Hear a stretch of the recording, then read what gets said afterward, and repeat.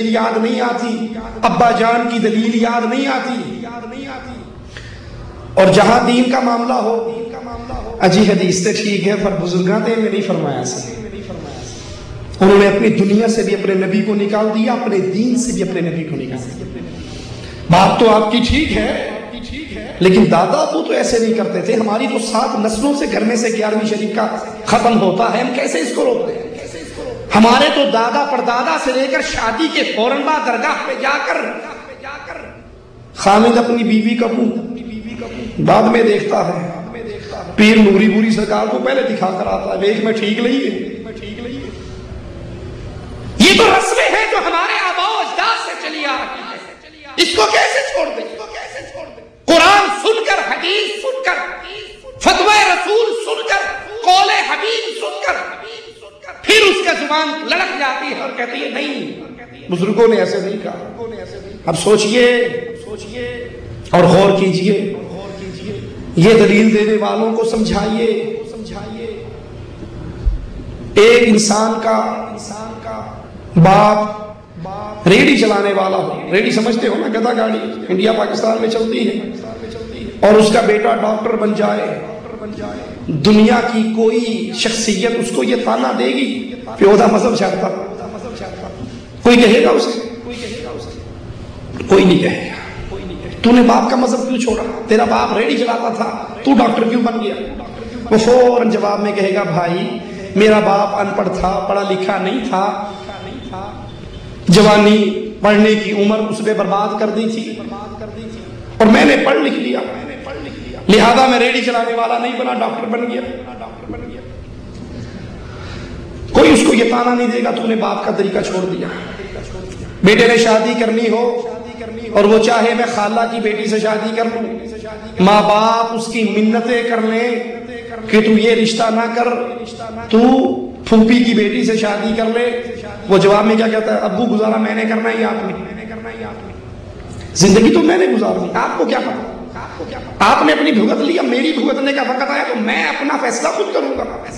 کبھی اسے کوئی تانا نہیں دے گا تو نے ماں باپ کا طریقہ چھوڑ دیا، تو نے ماں باپ کی بات نہیں مانی۔ اور جہاں اللہ کے نبی کی شریعت پہ عمل کا وقت آتا ہے، ہر بندہ اس کو نبی کی سنت دیکھتا ہے، کہتا اچھا ماں پیو کا دین چھوڑ دیا، ماں باپ نے تو یہ نہیں سکھایا تھا، بزرگوں نے تو یہ نہیں سکھایا تھا، آباء و اجداد نے تو یہ نہیں سکھایا تھا، پیر و فقیر نے تو یہ نہیں کہا تھا، حضرت اور شیخ نے تو یہ پٹی نہیں پڑھائی تھی۔ دنیا کے معاملے کے اندر کوئی اس کو یہ تانا نہیں دے گا، اور جو ہی دین کی بات آئے وہ توحید کو اپنا لے، نبی کی رسالت پہ ایمان لے آئے، اپنی نماز، اپنا روزہ، اپنا حج، اپنا نکاح، اپنی طلاق، ایک ایک عمل میں اللہ کے نبی صلی اللہ علیہ وسلم کی اتباع کرنے لگ جائے تو سب سے پہلے تانوں کی تو اس کے اوپر یہی چلتی ہے، تم نے آباء و اجداد کے دین کو چھوڑ۔ اور یاد کر لے شیطان کا یہ حربہ نیا نہیں ہے، بہت پرانا ہے۔ سمامہ جب گرفتار ہو کر اللہ کے نبی صلی اللہ علیہ وسلم کے پاس آئے،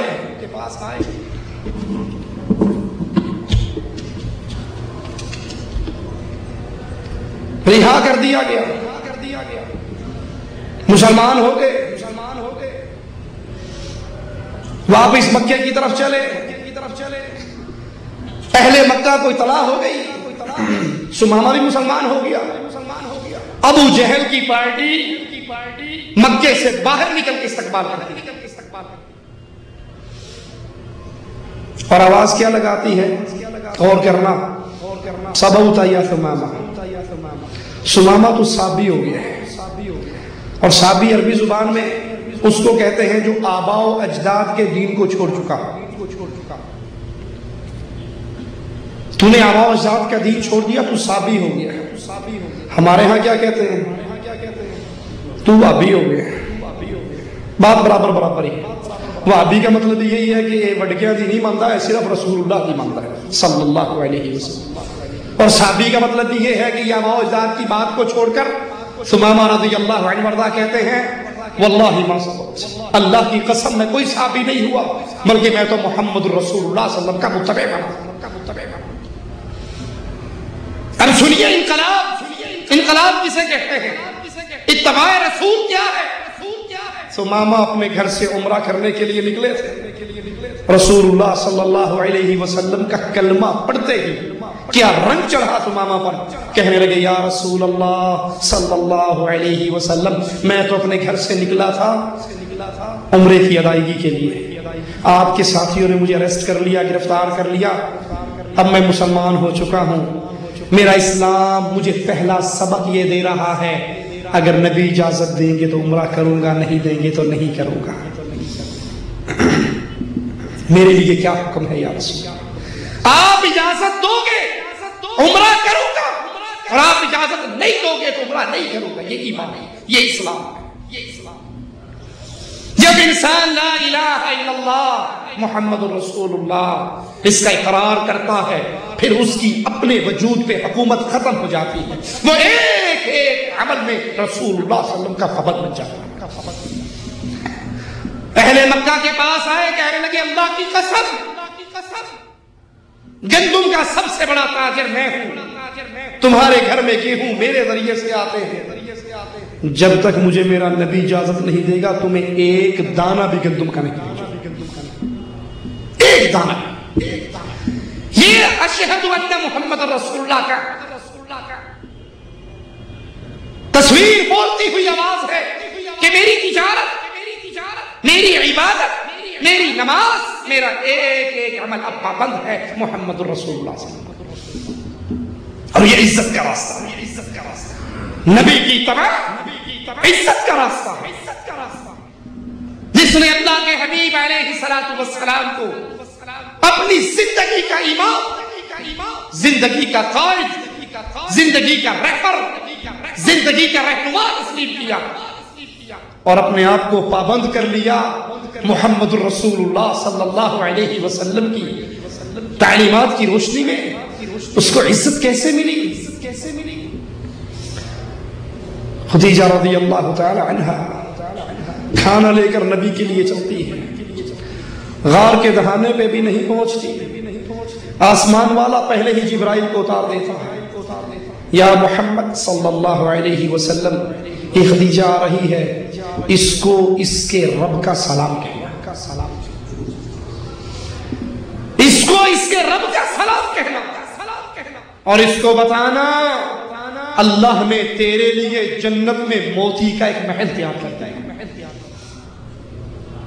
بلال رضی اللہ عنہ وارضا نہ حسب و نسب میں دنیا کی ڈیمانڈ کے مطابق, نہ خوبصورتی میں دنیا کی ڈیمانڈ کے مطابق, لیکن اپنی زندگی کو محمدی بنایا. زندگی کے ہر عمل میں اپنے لیے راہ نجات امام الانبیاء کو سمجھا. نتیجہ کیا نکلا؟ آقا علیہ الصلوۃ والسلام پوچھتے ہیں بلال کیا عمل کرتے ہیں؟ میں جنت میں تمہاری جوتیوں کی آواز اپنے سے آگے سنتا. کیا عمل کیا ان صحابہ نے؟ عمر رضی اللہ عنہ وارضا سے کہتے ہیں عمر میں نے جنت میں ایک بڑا خوبصورت محل دیکھا. میں نے پوچھا یہ محل کس کا ہے؟ کہا آپ کے خادموں میں سے خادم کا, قریشی کا ہے, عمر ابن خطاب کا ہے. اے عمر مجھے تیری غیرت یاد آ گئی اور میں تیرے محل میں تیری اجازت کے بغیر داخل نہیں. عثمان رضی اللہ عنہ وارضا ایک وقت پہ 7 مرتبہ عثمان رضی اللہ عنہ وارضا